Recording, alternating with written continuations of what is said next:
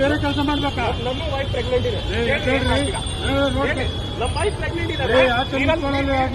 ನಮ್ಮ ಬೈಕಿನಲ್ಲಿ signal stop ಮಾಡಿದ್ರ governor ಎಸ್ಎನಿಂದ ಆಚೆನೂ ಬಂದಿಲ್ಲ.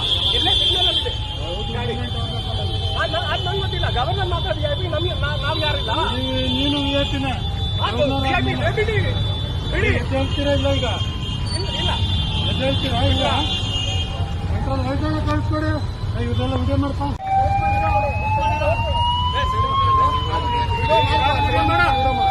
ಈಗ